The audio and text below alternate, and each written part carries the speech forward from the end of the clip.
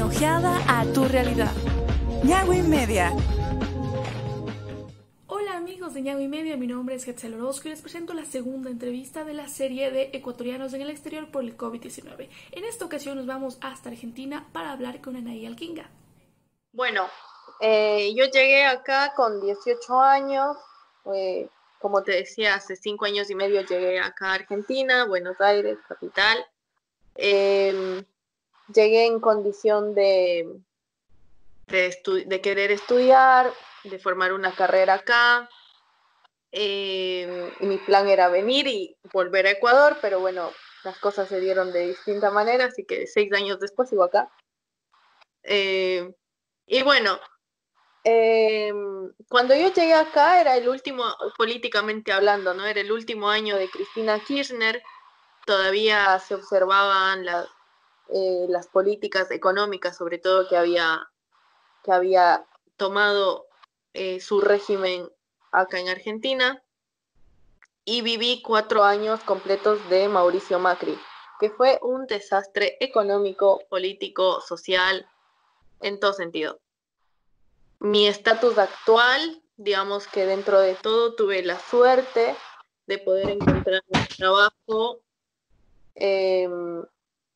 un trabajo de lo que estudié. Yo estudié producción audiovisual y ahora estoy trabajando en un medio importante de acá de Argentina como videografista. Y bueno, tengo una relación de dependencia, trabajo fijo, cosa que no mucha gente hoy en día puede tener la suerte de decirlo.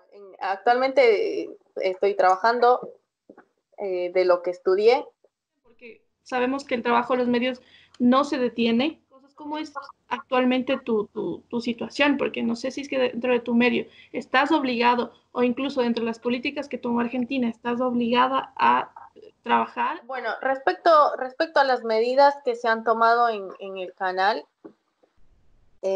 nosotros hemos reducido, normalmente trabajamos de 6 a 8 horas y hacemos diferentes segmentos, entonces quizás estoy al aire 2 horas y después tengo 2 horas libres y después vuelvo al aire 2 horas. Normalmente esa es la dinámica que se maneja en el canal, pero ahora con todo el tema de la cuarentena, del distanciamiento social también, se nos ha reducido las horas, que realmente no afecta al sueldo, digamos, porque no fichamos, no estamos fichando, no estamos teniendo un contacto normalmente fichamos con un dedo que nos registra la huella, entonces eso se dejó de hacer, tenemos una distancia entre trabajador y trabajador y se nos redujo el horario y no hay más de un operador por horario. Entonces, tenemos alcohol en gel disponible donde queramos y en caso de que alguien presente síntomas, se lo aísla automáticamente. Tenemos 2.142 casos en Argentina, 90 fallecidos hasta el corte del día de hoy, según la información de la OMS y del gobierno. Y aparentemente, junto a Perú y a Uruguay, serían como los 3 países de América Latina que mejor manejaron la crisis. En la práctica, en el día a día, en el distanciamiento social que tú ves en la calle o en las políticas que tú ves ya en la aplicación en la calle, ¿qué tan cierto es? ¿Qué tan estrictas son las medidas o qué tanto lo ha acatado la gente? Por suerte, el gobierno tomó las medidas a un tiempo apropiado, fue conciso. Al momento en que dijo cuarentena obligatoria, fue cuarentena obligatoria y nadie más sale. Y la gente, sobre todo, yo te puedo hablar un poco más de capital, no tanto de las otras provincias, porque obviamente es solo lo que se escucha, pero a nivel de lo que yo veo, lo que yo vivo, te puedo decir que la gente realmente acató las órdenes y no salió. Siempre hay uno que otro que se cree un poco vivo, que bueno, sale y no importa, pero en mi experiencia personal te puedo decir que jamás vi la ciudad tan vacía. Hasta ahora, en 20 días de cuarentena, me han parado 3 veces en la calle solo por estar caminando y preguntándome qué haces, a dónde vas, preséntame tu permiso de circulación. el control se ha vuelto riguroso a medida que pasan los días, se vuelve más riguroso incluso. Por ejemplo, en el tema sanitario, ¿cómo se está manejando este asunto? La cifra oficial son 90 fallecidos. Obviamente no es tan alto el número en comparación a los otros países e incluso tampoco en Latinoamérica.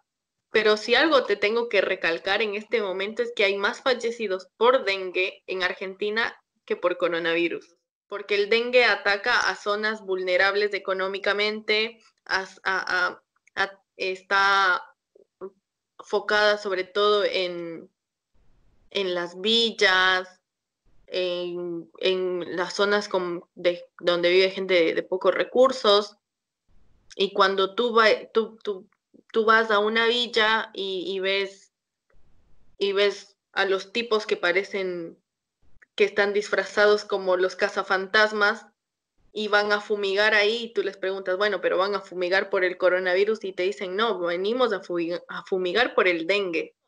Yo acá veo la batalla no como contra el coronavirus o como el dengue, sino como una batalla para fortalecer el sistema de salud, porque lo único que realmente va a salvar a la gente es fortalecer el sistema de salud, es tener preparada la cantidad suficiente de camas para asistir a la gente que se contagie, porque acá el problema no es si te vas a contagiar o no. El problema es si te contagias, ¿el sistema de salud te puede contener o no? En la actualidad, con los 2.142 contagiados, ¿qué tan bien pinta? Porque yo puedo querer fortalecer el sistema sanitario, pero ¿qué tanto está funcionando en la práctica? ¿Qué tan saturado está o cómo se está manejando el proceso? Lo que se está haciendo acá, y yo creo que está bien, que realmente sí han tomado esa decisión de trabajar con lo que hay, reabrir hospitales que estaban abandonados durante la época del macrismo. Hubo un ajuste increíble en la salud. Es más, durante el macrismo, el Ministerio de Salud se lo redujo a Secretaría de Salud. Bueno, ahora retomó su posición, su lugar de ministerio. O sea, no te imaginas el nivel de abandono que había en los hospitales, en las clínicas estatales que abrieron durante el kirchnerismo y se abandonaron durante el macrismo.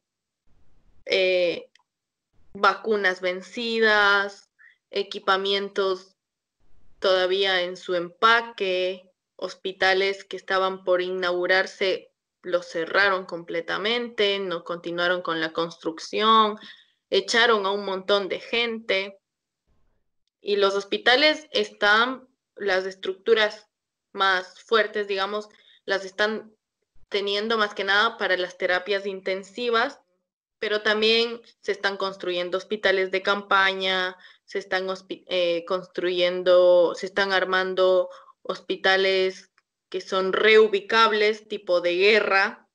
Uh-huh. Y también hay un espacio acá que se llama Tecnópolis, que está fuera de la ciudad. Tecnópolis es un espacio al aire libre donde se hacen conciertos, donde se hacen proyecciones, un lugar para un montón de gente, pero siempre para la recreación, ¿no? Bueno, este tipo de espacios que eran para la recreación, ahora los están utilizando para ubicar camas, para recibir la mayor cantidad de contagiados.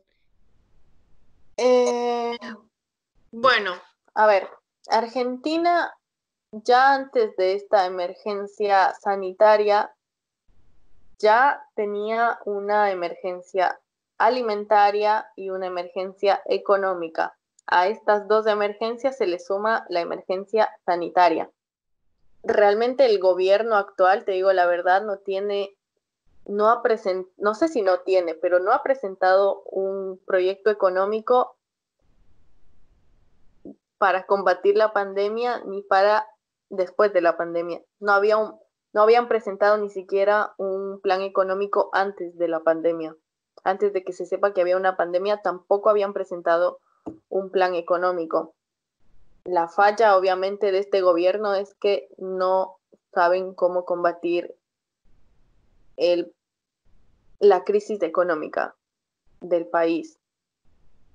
Y la única salida que parece haber es emitir moneda y esperar otro préstamo, no del FMI, sino quizás del BID o quizás de otro banco internacional, pero la única salida que ve Argentina hoy en día es emitir moneda, esperar un préstamo y esperar no caer en la hiperinflación. Pero, ¿qué pasa con el negocio pequeño, con el negocio de barrio? Bueno, esto sí depende un poco de la provincia, porque hay provincias acá en Argentina que, por ejemplo, San Luis, una provincia que está al norte, decretó que se den créditos de los bancos a trabajadores, a pymes, son pequeñas y medianas empresas. Entonces hay provincias que tienen la autonomía suficiente para decir, bueno, los bancos van a dar créditos al 0% de la tasa de interés. Entonces, así más o menos pueden ir paliando un poco, pagar el sueldo, pagar la luz, todas estas cuestiones que si no vendes no las puedes afrontar. Pero eso lo van haciendo por provincia. Acá en Capital realmente hay una gran queja de que no, sí, se facilitan los créditos, pero los bancos recién hasta mañana van a empezar a abrir. Durante la cuarentena estaban cerrados. Hay una intención de que, porque Alberto bajó, lo que hizo Alberto Fernández fue obligatoriamente bajar la tasa de interés al 40-50% y no se sube de eso. Está bien, bueno, tomaron una medida, pero no es suficiente. Hay que tomar una medida un poco más drástica como la de estas provincias, San Luis, Santa Cruz, que te dicen, se sacan créditos al 0% de la tasa de interés y pagas solo lo que te endeudaste sin interés. Entonces, esto en Capital no se está viendo realmente. ¿Cómo estás viviendo esto realmente? ¿Cómo te pega el tema de la pandemia y cómo lo estás viviendo? También porque una cosa es vivirla con los allegados o vivir con un grupo de contención, sean familiares o no. Realmente yo lo veo con mucha incertidumbre. Creo que hay etapas, ¿no? Para este momento que estamos viviendo. Al principio de cuando empezábamos a escuchar los casos en China, parecía tan lejano que en ese momento, bueno, incluso ahora sigue siendo, hay que tener un poquito de humor incluso ahora para poder llevarla, pero en ese momento era como, bueno, nos reímos de la situación, parece lejano, no nos va a tocar. Y de repente se acercaba, llegaba a Europa y de repente llegaba acá y de repente en febrero ya había un caso y de repente en marzo y de repente estamos en cuarentena y todo se empieza a volver un poco más real. Para mí son esas etapas, ¿no? Como la etapa de verlo lejano, la segunda etapa de incluso de transitar esta paranoia, esta histeria de que cómo me va a tocar a mí, cuándo me voy a infectar, no puedo tocar a nadie, no te puedo besar, no te puedo abrazar, no puedo hacer nada. Y yo creo que en este momento, porque bueno, para mí es distinto porque realmente no, la cuarentena para mí no ha sido cuarentena realmente porque he estado trabajando, estoy saliendo al trabajo, vuelvo a mi casa, los días no son tan distintos, quizás el fin de semana se siente realmente, pero el resto de la semana no ha sido tan distinta para mí. Y en este momento te puedo decir que estoy en la etapa de la resignación, como sabemos que nos va a tocar, lo único que podemos hacer es cuidarnos, más que por uno, por el otro. Y nada, como no tenerle tanto miedo a la incertidumbre, como tratar de combatir la incertidumbre. Eso, como sabemos que no sabemos cómo va a ser, ni cuándo va a terminar. Y tenemos que aprender a vivir con eso. ¿Estás en contacto o qué te ha dicho tu familia acá? Bueno, mi familia sí hablo constantemente, sobre todo por esto, como bueno, cómo están, cómo viven el confinamiento, porque sé que el, las consecuencias psicológicas de un aislamiento son complicadas. Nada, ellos están preocupados, más que por ellos, están preocupados por mí, porque ellos me dicen, bueno, nosotros estamos aislados y no salimos, pero tú estás saliendo, estás yendo a trabajar, tú estás en contacto con un montón de gente. Y digo, bueno, pero al final soy una sola persona, es como yo llego a mi casa y no contagio a nadie. Pero ellos allá es como, bueno, estamos en Quito, quédate tranquila, estamos teniendo los recaudos. Es difícil, la distancia es difícil y bueno, sí, les mando un saludo a toda la gente que me conozca ya esto. No, sobre todo a mi familia, un abrazo a todos mis amigos, a todos mis compañeros de universidad allá. Y mi recomendación es que seamos pacientes, que escuchemos esto de no salir de casa, es muy importante. Yo estuve viendo noticieros y con mucho respeto a toda la gente que tiene fe. La bendición de Dios no nos va a salvar. Bendecir las ciudades por helicópteros no es la salvación. Lo que tenemos que hacer es tomar conciencia de este virus que mata a cualquier persona y quedarnos en casa. Es difícil, es muy difícil quedarse en casa, pero tenemos que tomar un poquito de conciencia, es mi mensaje, tomar un poco de conciencia sobre lo que estamos viviendo. Una ojeada a tu realidad. Ñahue Media.